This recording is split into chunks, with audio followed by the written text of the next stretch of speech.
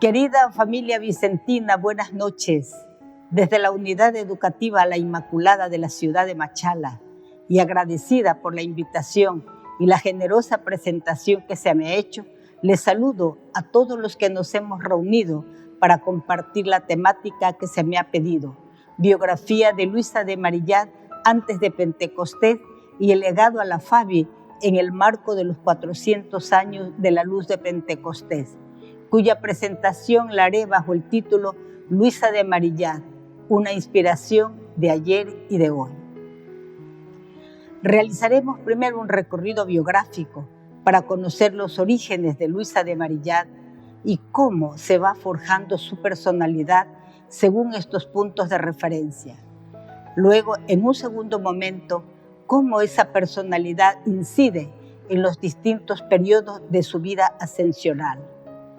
El ser de Luisa, con sus cualidades humanas, posibilidades, circunstancias naturales y sobrenaturales, pero especialmente su intenso trabajo personal, han plasmado ciertamente un perfil humano muy propio, que no puede separarse del influjo de la gracia y que conforma una personalidad única.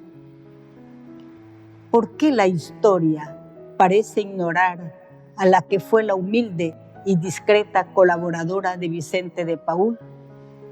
¿Acaso por ser mujer o porque fue sobrina de Miguel de Marillat, guardasellos de Richelieu, que intentó derrocar el orden establecido provocando el Día de los Engaños? ¿O no será por haber sido hija natural? Pensemos que Luisa no será canonizada hasta el siglo XX, casi 300 años después de su muerte. Sin embargo, de no ser por ella, hubieran existido las hijas de la caridad, designadas habitualmente como hermanas de San Vicente de Paúl. Sin ella, hubieran encontrado amor y educación los niños expósitos. Los galeotes y enfermos hubiesen tenido unas manos compasivas que los socorrieran en su desgracia. Sin ella, el mismo Vicente de Paúl hubiera llegado a ser el santo más popular. El fundamento de la santidad, no lo olvidemos, reside en ser absolutamente fieles a la gracia y en servir a Dios con entrega total, sin titubear ante ningún sacrificio, ni siquiera ante el de la propia vida. El 12 de agosto de 1591 venía al mundo en París Luisa de Marillat, según Gobilón, su primer biógrafo. A falta de partido oficial, que no se encuentra porque desaparecieron del archivo municipal, los registros correspondientes a los años 1590-1595, sabemos por otros documentos públicos que lleva el apellido de los Marillat, por su padre Luis de Marillat. En nuestra sociedad moderna, Luisa de Marillat sería uno de los innumerables niños denominados casos sociales, entre comillas. Múltiples trastornos marcan su personalidad. Su madre es una desconocida. En 1595, su padre se casa en segundas nupcias con una viuda, madre de 3 hijos. Las relaciones conyugales se deterioraron rápidamente. Luisa no volvió con su padre. Este muy pronto la coloca en el convento real de Poissy. La pequeña encuentra allí el afecto de su tía abuela, la madre Luisa de Marillat. Esta religiosa dominica es una humanista. Se complace en compartir con la niña su gusto por la cultura y la pintura. Con las otras niñas procedentes de las familias más grandes del reino, Luisa disfruta del fervor religioso que reina en el monasterio. La resolución de confiar una niña de tan corta edad a un monasterio de religiosa era común en el siglo XVII. Familias distinguidas habían predestinado a sus hijas desde la primera infancia a la vida claustral. La educación que las jóvenes y niñas recibían en los monasterios no tenía el sentido integral de hoy. Se trataba de una escuela de nobleza donde las jóvenes pensionistas fortalecían el amor a sus privilegios sociales y el modo de comportarse dignamente en su elevado rango. Los biógrafos señalan la infancia melancólica de Luisa, apenas superada por un espíritu fuerte. Opinan que lejos del cariño maternal, la niña hubo de vivir continuamente entristecida y en trance de perpetua debilidad respecto al cuerpo. Sería absurdo negar que la orfandad deja huellas imborrables en el alma, puesto que en muy contados casos hay alguien que sustituya perfectamente a la madre. De ahí el complejo de los pequeños seres que han de formarse a merced de cuidados extraños. No es difícil suponer que careció por completo del hogar propiamente dicho, aunque se sabe que su padre le profesó siempre un gran amor, hasta tal punto que pudo escribir en su testamento: «Mi hija ha sido el gran consuelo de mi vida, me ha sido dada por Dios para mi reposo en las aflicciones de la vida». El monasterio de San Luis de Poissy podía ayudar a los espíritus bien dispuestos, porque a los selectos de las personas que allí se consagraban a la vida monacal se unía el cálido ambiente religioso. No era fácil que Luisa encontrara allí una madre insustituible siempre, pero sí que su espíritu pudiera abrirse a la vida en el seno propicio de una casa de oración, de cultura y de trabajo.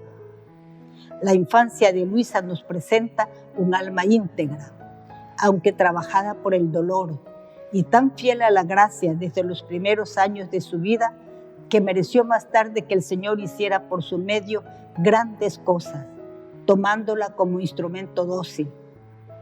La mejor prueba de la lucidez de su espíritu, de su caridad, ya alumbrada por las páginas del Evangelio, nos las ofrece precisamente los hechos que siguieron a su permanencia en Poissy.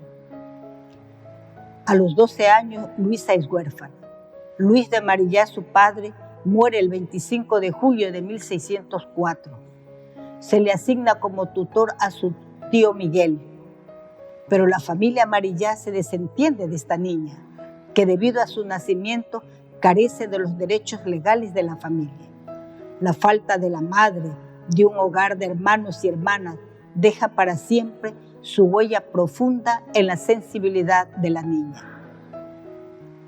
Hay 3 hechos significativos en donde se muestra la fortaleza y la resiliencia de Luisa.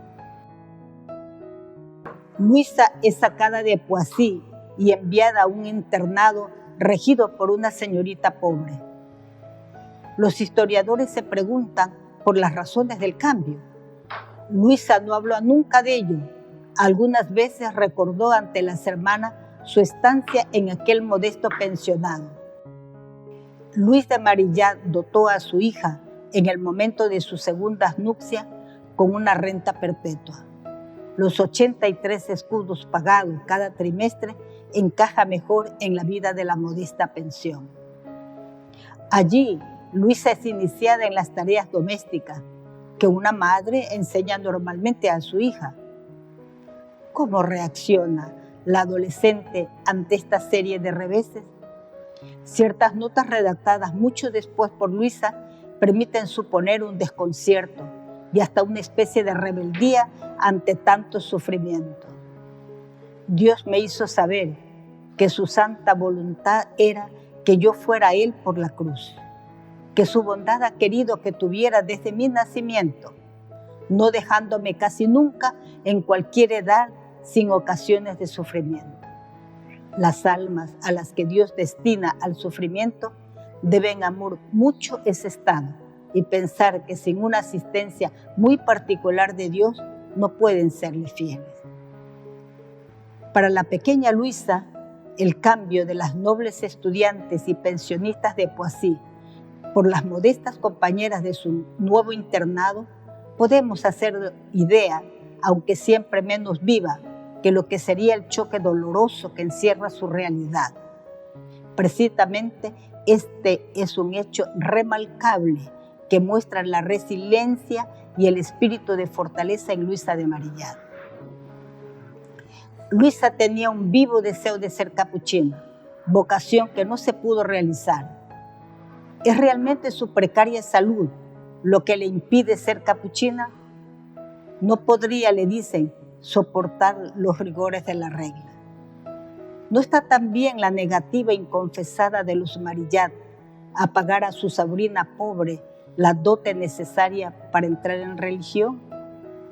El padre provincial, por todo consuelo, le dice estas palabras a la joven desamparada: Dios tiene otros designios sobre usted. Estas enigmáticas palabras calan en el ánimo de Luisa. Durante largos años buscará con inquietud e impaciencia su vocación.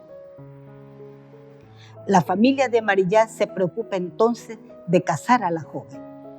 Se propone a uno de los secretarios de los servicios de la reina. Es el 5 de febrero de 1613 en la iglesia de San Gervasio en París, donde se celebra la boda de Antonio Legras y Luisa de Marillat.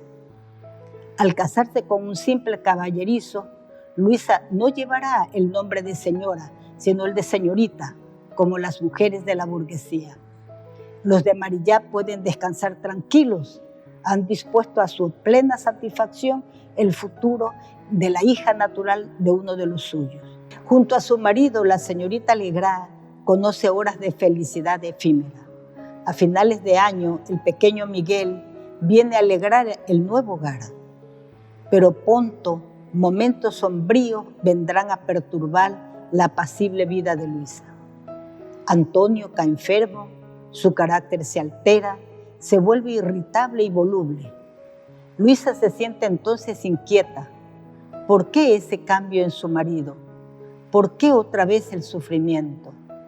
¿No será ella la responsable de todo? ¿No le había prometido a Dios ser religiosa? Convencida de haber sido infiel a su promesa, Luisa se siente invadida por la ansiedad, por un sentimiento profundo de culpabilidad. Poco a poco todo zozobra, le dan ganas de huir, de dejar a su marido enfermo y a su hijo demasiado lento para despertarse. Comienza a dudar de todo, hasta de la inmortalidad del alma. Confiando en encontrar paz, Luisa multiplica los ayunos, las vigilias y las oraciones. En ese contexto es cuando ocurre el acontecimiento de Pentecostés, una especie de iluminación espiritual. En un solo instante se aclararon las dudas de mi espíritu, dice Luisa, escritos número 3. Esta súbita luz que invade el corazón y el espíritu de Luisa no es comparable a la que un día envolvió a Saulo en el camino de Damasco. Estos resplandores que rasgan las tinieblas orientan el futuro de sus beneficiarios, pero exigen luego una comprensión personal. Saulo de Tarso precisará la ayuda de Ananías y una larga permanencia en el desierto antes de convertirse en el infatigable misionero de los pueblos gentiles. Y a Luisa le fue dado Vicente de Paúl, que tuvo el don de despertar talentos que quizás en la prosperidad hubiesen permanecido dormidos. Liberada de sus dudas, Luisa comprendió que debía permanecer al lado de su marido. Durante 2 años le rodea de afectuosos cuidados. Antonio Legras muere serenamente el 21 de diciembre de 1625.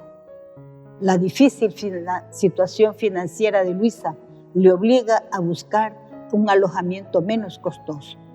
Junto con su hijo Miguel, de 12 años, va a vivir en la calle San Víctor, no lejos del Colegio de los Buenos Niños, del que es superior Vicente de Paúl. Luisa de Marillat ha sido durante largo tiempo la gran desconocida. Más aún, ha soportado una serie de tópicos y estereotipos bastante distorsionados sobre su persona. Incluso su talla excepcional ha quedado muchas veces en un segundo plano ante la figura de Vicente de Paúl. Pero Luisa de Marillat es también una de las mujeres más completas en la historia de la Iglesia y especialmente una de las cabezas más lúcidas y geniales en el organigrama mundial de la asistencia, la promoción y la liberación de los pobres. En su existencia hay un antes y un después.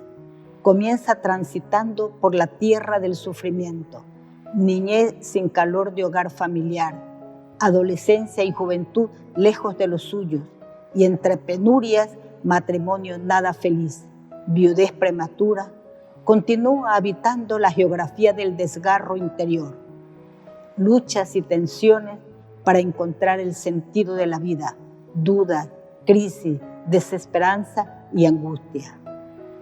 Mucho se está escribiendo últimamente sobre Santa Luisa, con cuya persona y pensamiento nos vamos sintiendo más cercanos, casi como con un conocimiento connatural, muy particularmente con ocasión de los 400 años de la luz de Pentecostés.